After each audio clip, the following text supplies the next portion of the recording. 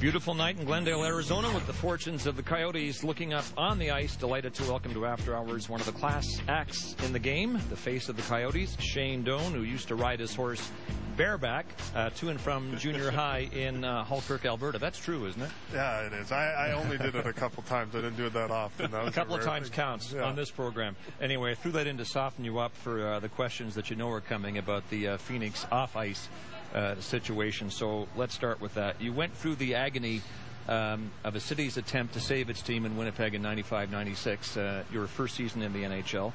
Conventional wisdom says that that sort of distraction filters down to the team, and it probably did in Winnipeg. I remember it being so, but it hasn't here. Why not? You know what? It's hard to put your finger on. I think one of the things is that we have a fairly young team, a lot of guys that haven't been here for a very long time, and so the effect that it has on you, telling you that you might be moving, isn't necessarily as much as that team in Winnipeg. You know, Teppo Newman and Keith Tkachuk and those guys had been with the team for a few years, and it made a big difference. And as a young guy, I now appreciate it so much more and feel for the guys there. You know, Tim Chevalier and Dave Manson and those guys that have been there a while and had families to uproot them and move them. It's tough.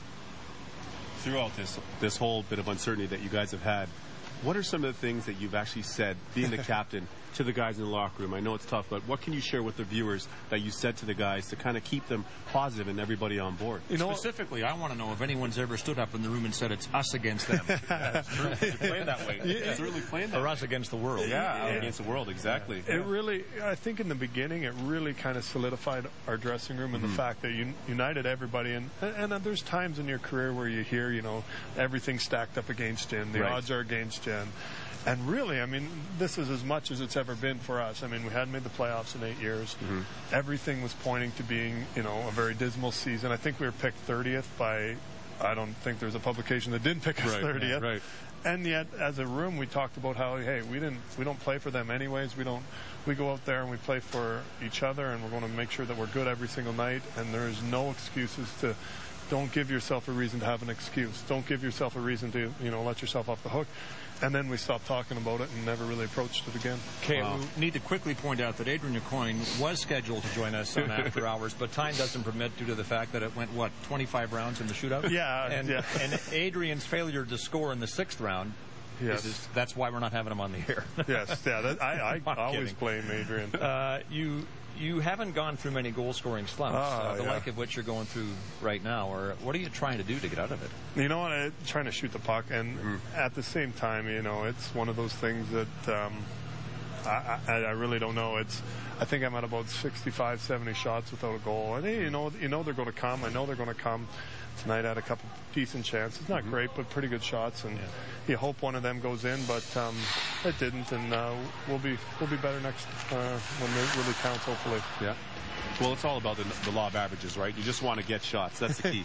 No, it's true, and that's something that I always told my teammates. Guys, get as many shots as possible, especially for forwards. Just get shots. Eventually, you're going to score. Look at the one that Penner got, you know, to tie the game as an example, right? Oh, I'm watching guys score, and I am just trying to figure it out like, holy man. Yeah.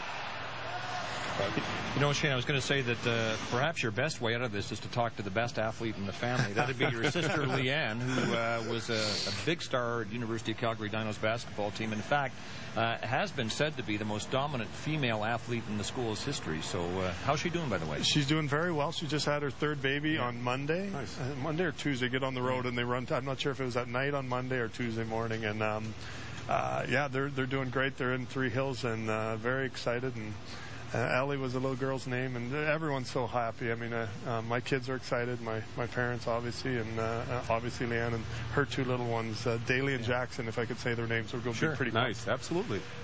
Phoenix Coyotes, not a bad name. Anaheim Ducks, San Jose Sharks. Those names, you know, over the years have acquired a ring to them. But in my mind, nothing beats the name of the team that you played for as a kid that placed just outside of Halkirk.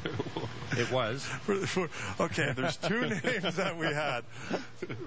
There's a name, the Castor Beavers is one, and then that's not the one. The Castor Raiders is the other one. The Castor Raiders.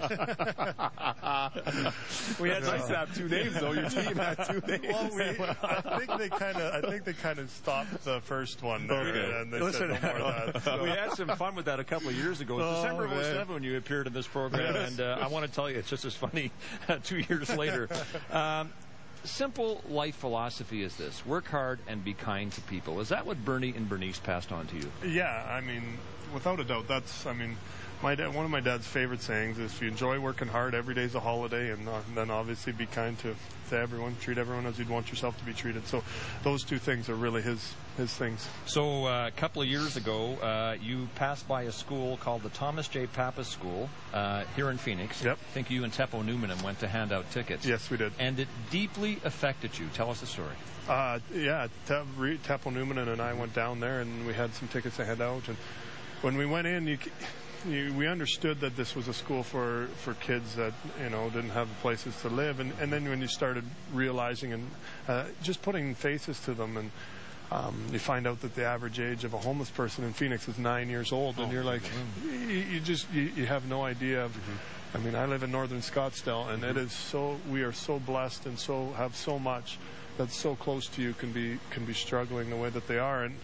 And it really affected me, and you felt for the kids and the teachers and everybody involved. And they were going to close the school down a couple of years ago. What happened? They ran into some, I don't know. Some things happened legally that they had to change some things, and they were talking about closing the school.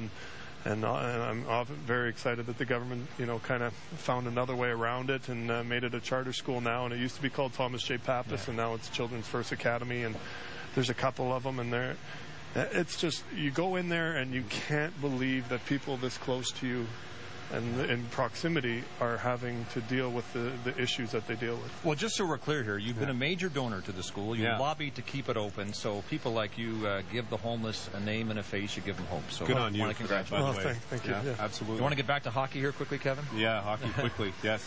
So, maybe headshots. Maybe, exactly. You mentioned you guys have a young team, but everybody talks about how cohesive this team is, the great atmosphere in the locker room, everybody wanting everybody else to succeed. What is it that you guys are doing, if you can sum it up quickly, from a chemistry standpoint, for it to be as good as it is right now? You know, we don't really have any superstars, and everybody, you go kind of through the lineup, and there isn't one guy that's, you know, that you can really say and count on, but when everyone's playing well, everybody really is cheering for each other. Everybody wants, you know, I want Lumbo to be successful, and he wants Pisey to be successful. And it really, I know every group does that and wants that, but it's really contagious in our group, you know, and we know that we're going to count on each other, and everyone kind of accepts it when something doesn't happen for you, it happens for someone else. Hey, I mentioned headshots. I was talking about the one you took from James Wisniewski on October 31st, and we haven't got time to discuss it now, but we will perhaps in the playoffs, because we're almost certainly going to catch up to you then when you face perhaps Detroit in the first round. Thanks for your time. Hey, thank you guys. All right, appreciate it. Shane Doan, our guest tonight, by the way.